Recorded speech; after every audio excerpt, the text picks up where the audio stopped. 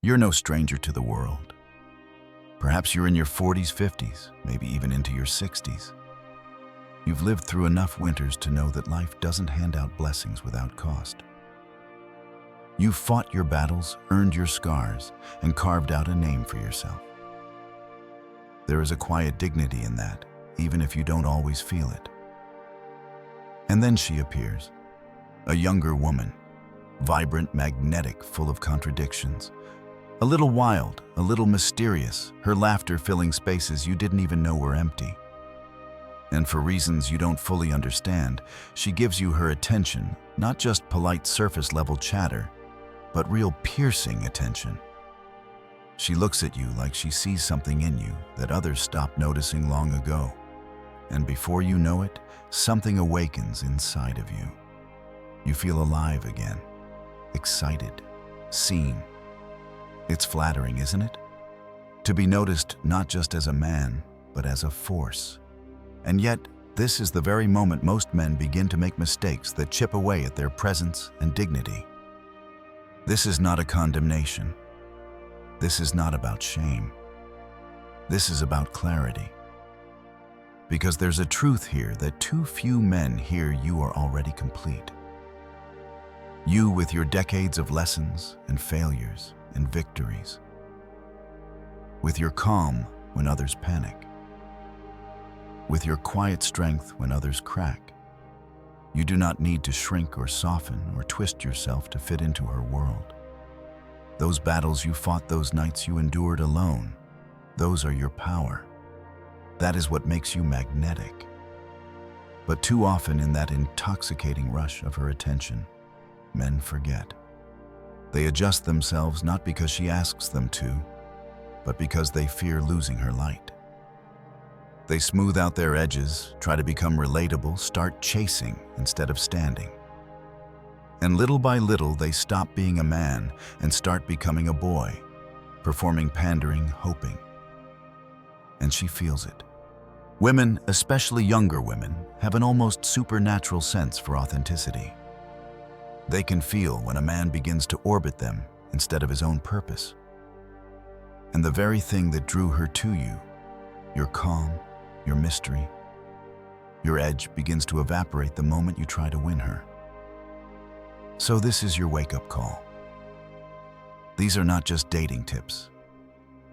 These are principles for life. Lessons to help you keep your dignity intact, your masculinity undiluted, and your self-respect unshaken.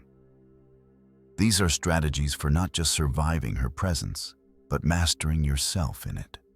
Rule 1, never try to be her age. This is where most men stumble first. She's young, lively, with all her talk of trending shows, viral dances, Instagram captions. You catch yourself nodding, smiling, maybe even pretending you know who or what she's talking about. You laugh at references you don't get. You mimic her energy, her slang, even her way of dressing. You shrink yourself down into her world in the hope that you'll be accepted there. But here's the hard truth: the very moment you start behaving like her peer, you stop being her man. She doesn't want another peer. She doesn't want a man who mirrors her youth back at her. She already has plenty of those. What pulls her toward you in the first place is the depth you carry. Your ability to not get swept up in frivolity. The weight of your experience. Your age is not a disadvantage. It's your edge. You've lived. You've failed. You've rebuilt. You carry a presence she doesn't yet understand, but instinctively respects. So stop trying to keep up. Slow down. Be still. Let her youthful energy swirl around you while you stand firmly at your center. For example, she mentioned some 23-year-old influencer she's obsessed with. You could pretend to know who it is, even scroll through your phone to fake it. Or you could simply smile and say, "I don't really follow that stuff. I'm more interested in conversations that don't disappear in 24 hours." That one line sets you apart. Not because you're trying to be different, but because you're being different. You're reminding her you're not here to compete on her level. And that quiet refusal to conform, that calm confidence, is magnetic. Rule 2. Don't become her emotional sponge. Another common trap: becoming her therapist, her midnight counselor, her emotional sponge. At first it feels harmless, even noble. She opens up to you about her chaotic ex, her lonely childhood, her existential crises. You listen, you empathize, you reassure. And somewhere inside you think, this is connection. This is intimacy. I'm the one who understands her. But here's what's really happening. You're volunteering to carry baggage that isn't yours. She begins to see you as a dependable shoulder, a safe place to vent. And you confuse her confessions for affection.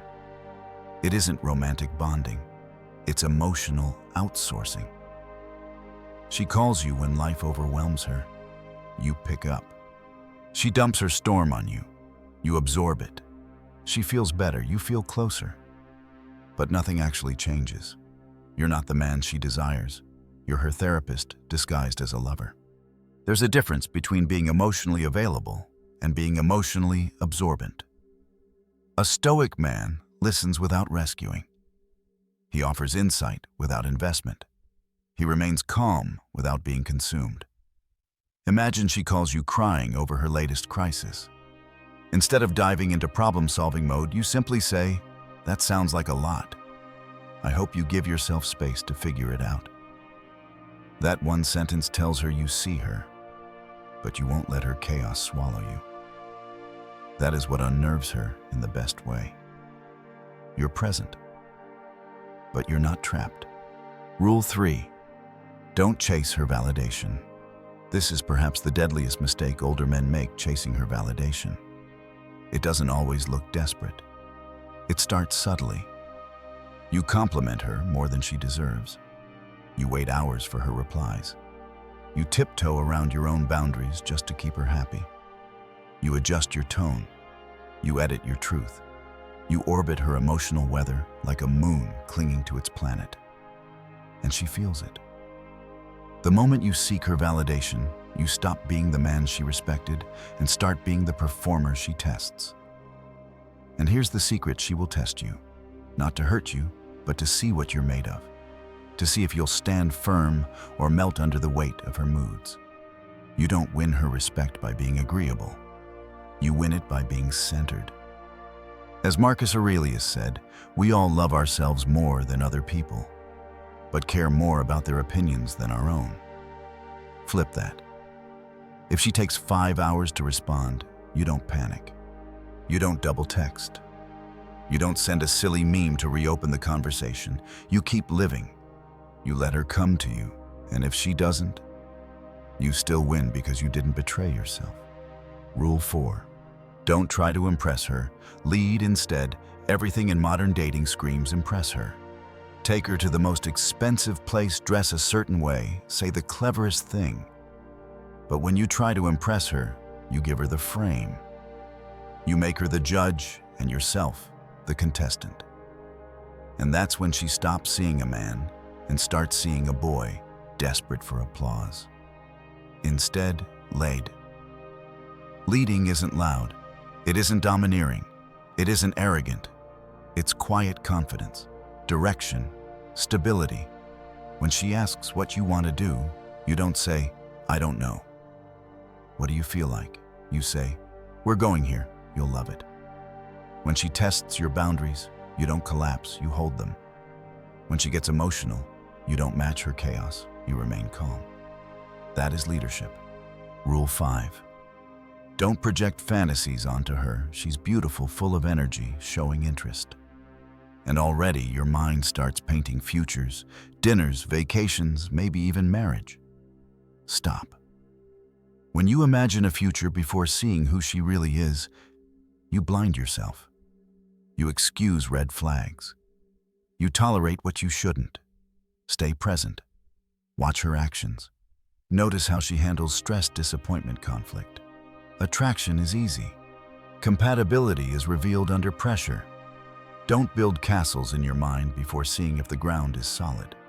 You are not here to become her peer, her therapist, her performer, her backup plan.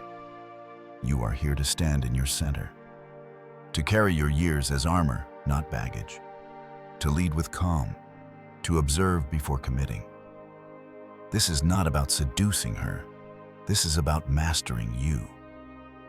So now you understand the first 5 principles. You know not to shrink into her world, not to soak up her chaos, not to chase her validation, not to perform for her approval, and not to let fantasy cloud your judgment. But mastering yourself around a younger woman doesn't end there. In this part, you'll learn to move from defense into quiet dominance. To shift from simply not failing into actively commanding respect through your restraint, your decisions, and your willingness to walk away when others can't. Let's begin with the 6th principle.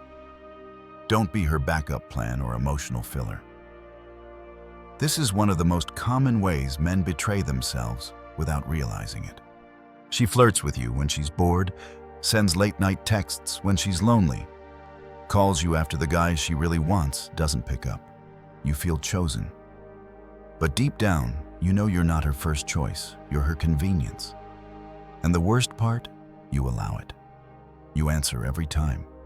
You show up at her whim. You tell yourself it's better to have some of her than none. That's a lie. You're teaching her to devalue you. People, women especially, don't respect what costs them nothing. And if she knows she can reach you anytime with no effort, no consistency, no commitment, she won't value you. She'll use you. Not out of cruelty, but instinct. We all devalue what we don't have to earn. Here's the Stoic way. Stop making yourself her fallback. When she disappears for days, then comes back acting like nothing happened, don't engage the same way. If she only calls when she's sad but ignores you when she's happy, don't pick up. If she treats you like her emotional sponge, absorb nothing. You don't have to slam doors or make a scene. Just quietly withdraw. Let her feel the emptiness left by your absence. When a man stops being available, he becomes visible in a way no desperate gesture ever could. Paul learned this the hard way. He spent months answering every midnight phone call from a young woman who'd cry about her other relationships, but never chose him. He thought if he kept being her rock, she'd finally see. She never did, until he stopped showing up. Months later, she reached out, but this time he wasn't there to catch her. She finally felt what she'd lost, not because he begged, but because he stopped being an option. That's the Stoic move, quiet, firm, detached.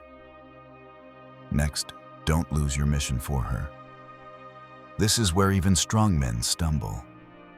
She enters your life, and you feel it again, that spark, that rush, and little by little you start sacrificing your path to keep her close. You skip workouts, delay business plans, cancel trips, stop seeing your friends. You adjust your rhythm to match hers. At first, she seems to like it. But then something shifts. She pulls away. She seems less impressed, less interested. Why? Because women don't want to be your mission. They want to feel secure inside a man who already has one. She doesn't want to become the center of your world. She wants to be invited into your orbit. When you abandon your direction, you become forgettable. When you stay on your mission, you become unforgettable. Jordan, a high-level executive, forgot this. He met a beautiful woman in her 20s and soon gave up his edge. He canceled meetings to spend more time with her, stopped investing in his company, lost focus. And one day, she left. Not because he didn't care enough, but because he stopped being the man who inspired her to care in the first place. That's what happens when you let her replace your mission. A man who keeps building, growing, showing up for himself never runs out of options. A man who trades all that to keep her. He runs out of himself. Stay on your path. Let her admire you there or leave you there. Either way, you win. And then there's the 7th rule, don't let her games move you. Younger women will test you sometimes consciously, sometimes instinctively. One day she'll be affectionate, the next she'll withdraw. One moment she'll say, "You're not open enough," the next she'll say, You're too available. Don't mistake these waves for instructions. They're tests. She wants to see if you'll stay solid when she pushes, if you'll chase when she pulls back, if you'll bend just to please her. And if you do, she stops feeling safe. Not because you're unkind, but because you're unstable. A woman wants to feel that she can't move you from yourself, that you remain yourself whether she's warm or cold. Drew understood this. When his younger girlfriend teased him for dressing too old and suggested he update his look, he just smiled and replied, "That's funny. I like how I move." He didn't flinch, didn't explain, didn't change.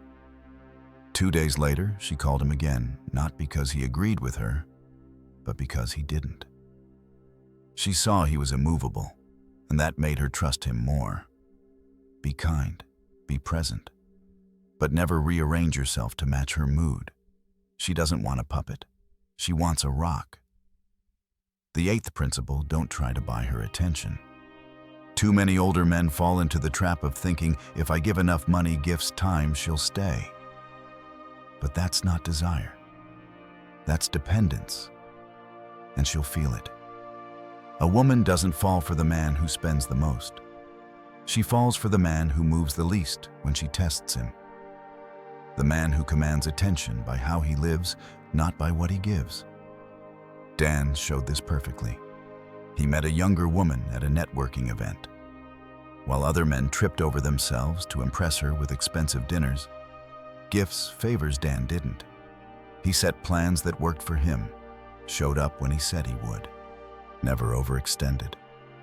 At first she tested him, delayed texts, played aloof. He didn't flinch. He didn't chase. And soon enough, she was the one seeking his time, not because he gave more, but because he gave less. You command attention by being the kind of man whose energy is rare. A man she has to work to understand. Finally, and perhaps most profoundly, don't give her your depth too soon. You've lived decades. You've seen heartbreak, triumph, failure. You carry a depth younger men can't yet imagine. But that depth is a gift, not a tactic. And yet too many older men give it away at the first smile. You meet a younger woman, she asks you about your past, and you spill everything, your fears, your stories, your regrets. You think this makes you vulnerable, relatable. It doesn't. It makes you unearned. She hasn't proven she can hold what you're giving her. Depth given too easily becomes pressure. Mark handled this better. When a young woman kept asking deep questions, he didn't open his vault. He flipped it back to her. How do you handle conflict? What do you value most when things get hard?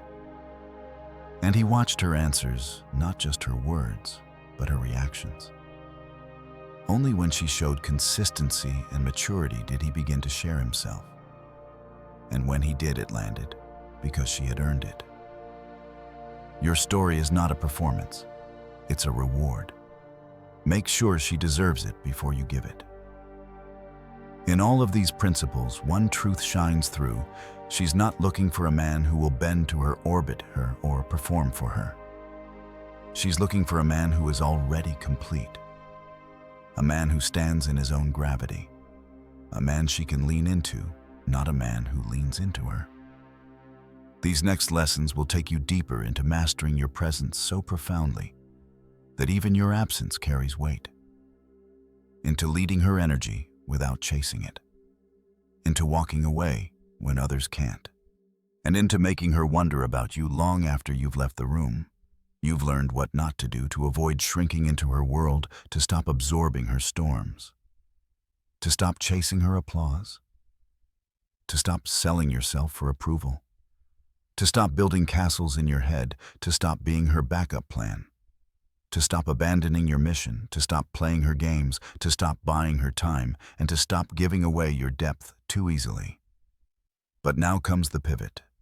Because the mark of an unshakable man is not just what he refuses, but what he embodies. You're going to see how silence becomes your weapon, how absence becomes your legend, and how you stop playing her game and make her play yours. It starts here. Let her regret echo in your absence. Most men never understand this. They think if they keep showing up, keep texting, keep reminding her they're there, she'll eventually see their value. But the opposite is true. People don't regret what they always have. They regret what they lose. They regret what disappears quietly without drama. A man who knows his value doesn't announce his exit. He simply stops being where he's not respected. And it's that absence, silent, deliberate, that fills her mind more than anything you ever said. Drew understood this. When his younger girlfriend began taking him for granted, canceling plans, treating him like a convenience, he didn't argue, didn't scold, didn't send paragraphs. He just stopped responding, stopped showing up. Days turned into weeks, and her silence turned into anxiety. Because absence leaves a bigger mark than presence ever could. This is the paradox. When you stay too long, she stops seeing you. But when you walk away, without begging, she starts feeling you everywhere. That's the power of indifference, not as a performance, but as a reflection of real standards. You don't leave to punish her. You leave because you won't trade your dignity for her attention. And when you do it right, she's left with nothing but the sound of her own choices echoing back at her. Next, become unreachable, not just unbothered. A lot of men learn to stop reacting. They learn to stop chasing. They learn to stop explaining themselves. But they still make themselves too available. They're calm, but they're still there, still easy to reach, still waiting in the wings. That's not enough. The man she remembers isn't just unbothered. He's unreachable. He's a mystery she can't fully solve, a presence she can't fully predict. Here's how you live it. Stop offering your depth to everyone. Stop answering calls at the first ring. Stop replying within seconds. Stop explaining where you are and why you're busy. You don't have to play games, but you do have to guard your energy. Because the more she has to work to access you, the more she values what she gets. Mark practiced this well. Early in his dating, a younger woman, she asked him directly why he was so hard to read. Why he didn't text constantly, why he sometimes disappeared for days. He smiled and simply said, "Because I'm living my life. Not cold, not cruel, just real." He didn't say more because he didn't need to. Unreachability isn't about playing hard to get. It's about being hard to keep. It's about living in such a way that your time, your presence, and your attention feel rare. Not manufactured rarity, but real scarcity, because you're a man already full without her. Women feel that, and they lean toward it, not away from it. Here's another truth you must grasp. She wants to climb into your gravity, not to pull you into hers. That means she has to earn your depth, not just be handed it. Men often confuse vulnerability with bonding. But the reality is that depth given too early feels like a burden, not a gift. You've lived too much, seen too much, endured too much to just pour it all out on someone who hasn't even proven she can hold it yet. Let her curiosity build. Let her questions go unanswered for a while. Let her wonder what's really behind your stillness. And remember this, a mystery is only powerful if you guard it. If you give everything away at once, she may smile and nod, but the fascination is gone. Mark understood this when dating a woman 10 years younger.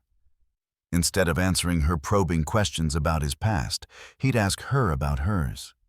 Instead of telling stories to impress, he'd listen for the spaces in hers. And only after weeks of consistency, integrity, and maturity did he start opening up. And when he did, it landed not because he was hiding, but because he waited for her to deserve it.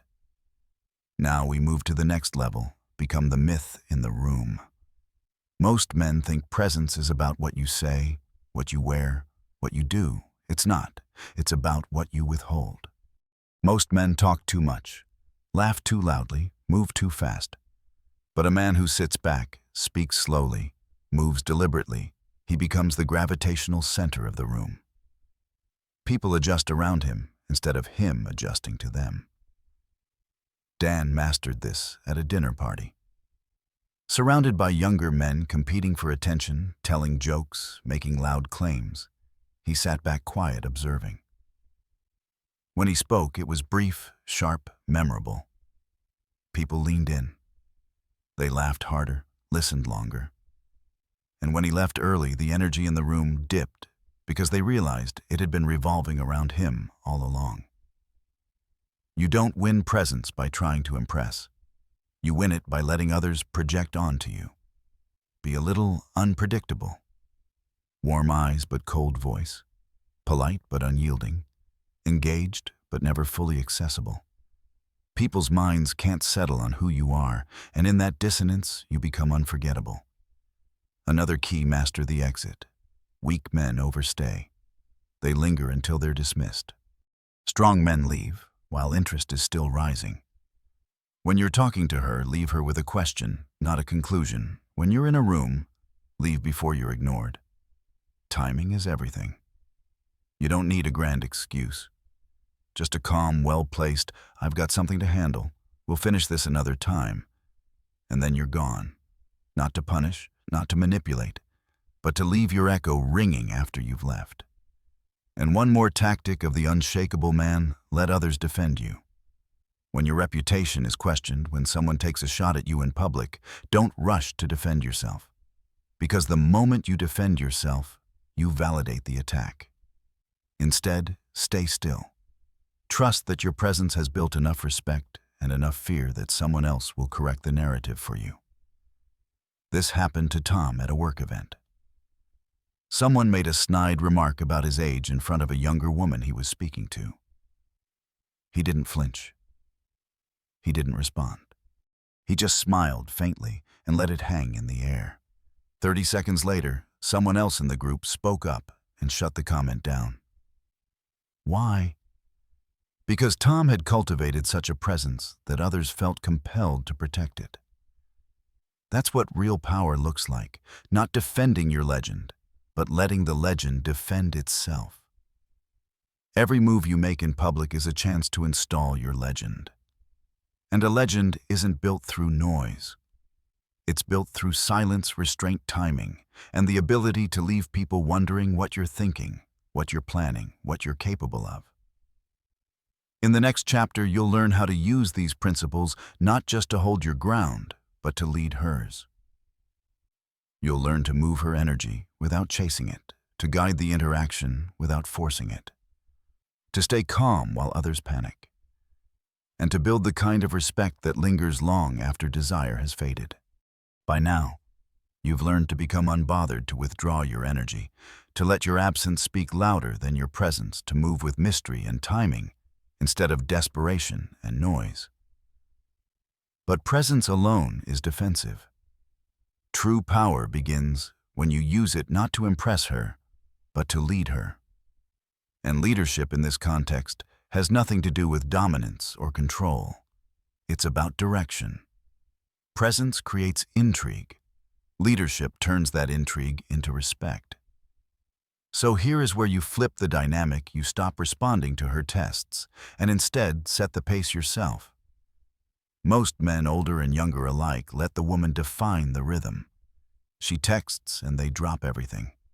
She hesitates and they wait. She pulls away and they chase. But an unshakable man doesn't let anyone else dictate his tempo. He moves as he would whether she's watching or not.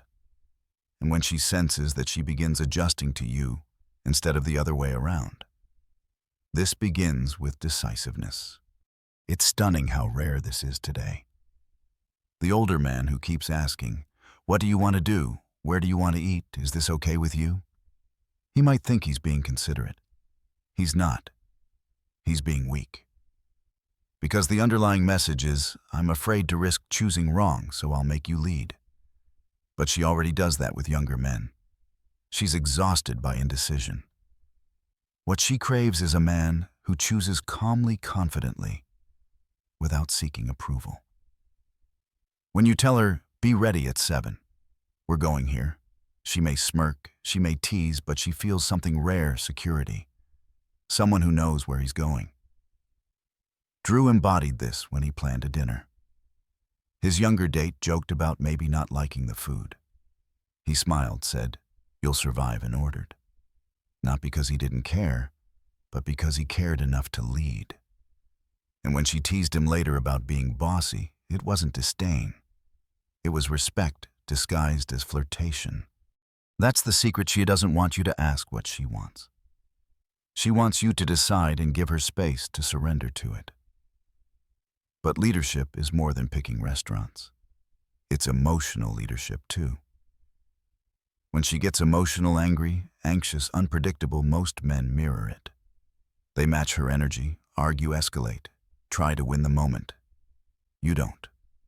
You stay still, calm, unmoved. And that stillness disarms her.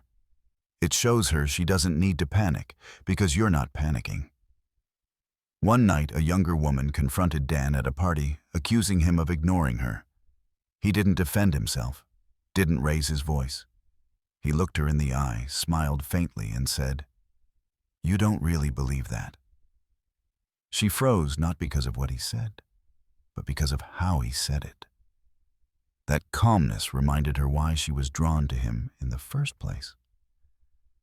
And this brings us to the next principle: stop trying to impress her. Most men exhaust themselves performing. They buy flashier clothes, tell better stories, plan expensive dates, all in the hope that she'll clap for them. But every act of performance sends her one message: I'm not enough without your approval. And that is not masculine. That is desperation. Women don't respect men who try to impress them. They respect men who impress themselves. Marcus Aurelius said, "Waste no more time arguing what a good man should be. Be one." That applies here. Don't announce your virtues. Don't list your wins. Live them quietly. Let her discover them when she's earned the right to see them. And she will, because the man who doesn't advertise is the man everyone wonders about. Here's a story to illustrate. Tom was seeing a younger woman who was used to being courted with gifts, dinners, and flattery. Tom did none of that. He met her at casual spots, spoke little but listened closely, never tried to outshine anyone in the room. At first, she teased him about being too chill, but she kept showing up. Why? Because everyone else was performing. Only he was anchored. He didn't try to impress because he didn't need to. And that made him impossible to ignore. Another mistake men make is projecting long-term fantasies too soon. They meet a beautiful, lively younger woman and immediately imagine vacations, moving in together, marriage. They start responding to a fantasy, not to her reality. And then they overlook red flags, disrespect, flakiness, selfishness, because they're clinging to what they hope she'll become. A Stoic man doesn't do that. He stays here, now, watching, observing, collecting data. He lets her show who she is, not who he wishes she would be. Dean failed at this. He fell for a 26-year-old, ignored every inconsistency, and built an entire future in his head before she even decided if she respected him.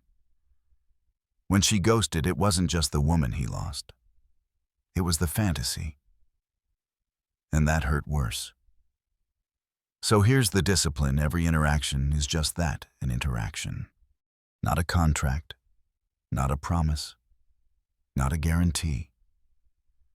Until her actions match her words, until her behavior matches her claims, you give nothing but presence.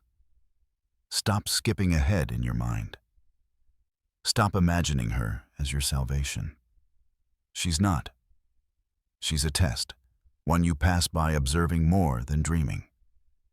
And now, one of the hardest truths: she wants you to be a rock, not a puppet. She will test you.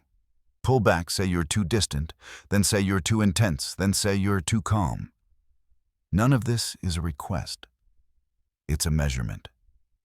She's watching to see if you move off your center. If you bend to please her, she stops feeling safe. If you hold your ground, she relaxes even if she pretends to be annoyed.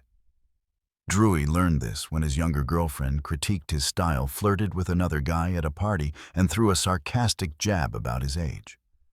Old Drewy would have overcorrected. New Drewy just smiled, said, "That's funny," and kept moving. 2 days later, she called softer than before.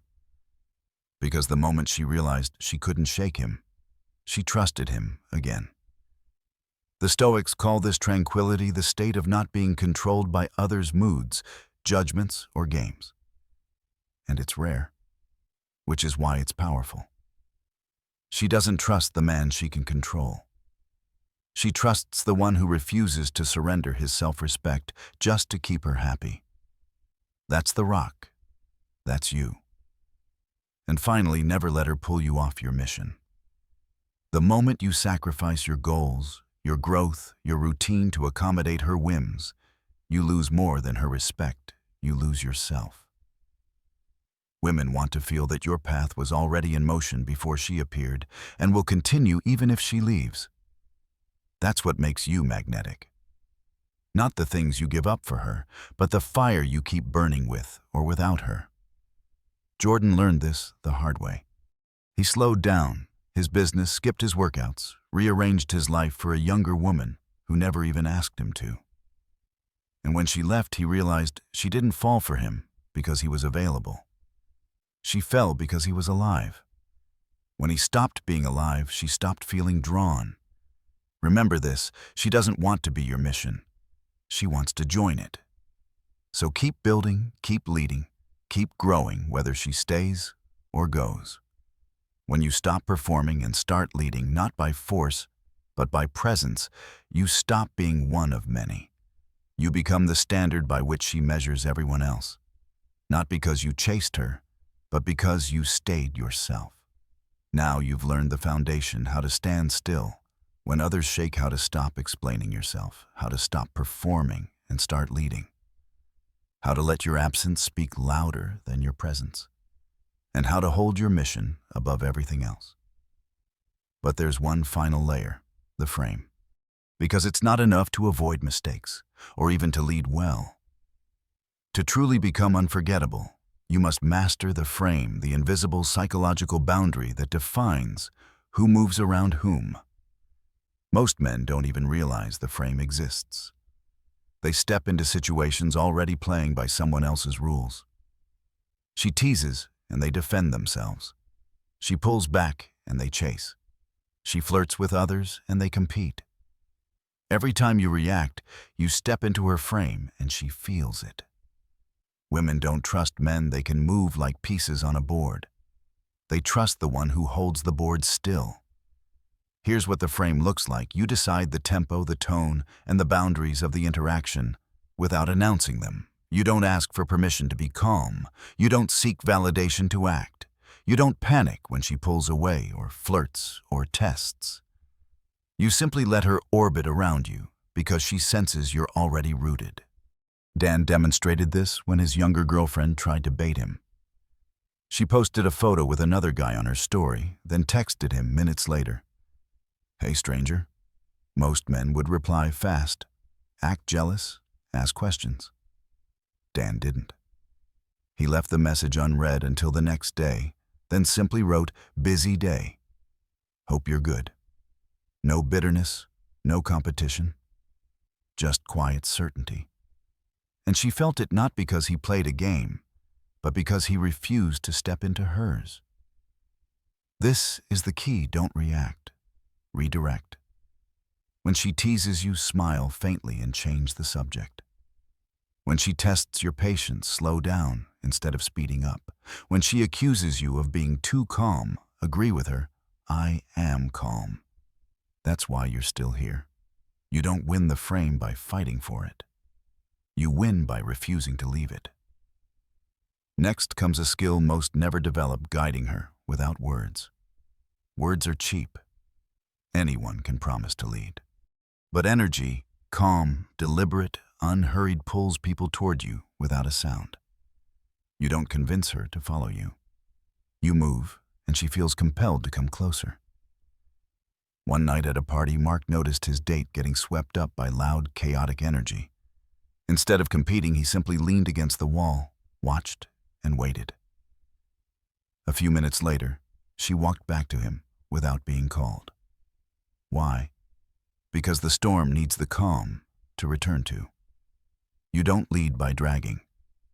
You lead by standing so solid she naturally finds herself leaning back into your presence. And this brings us to something even deeper.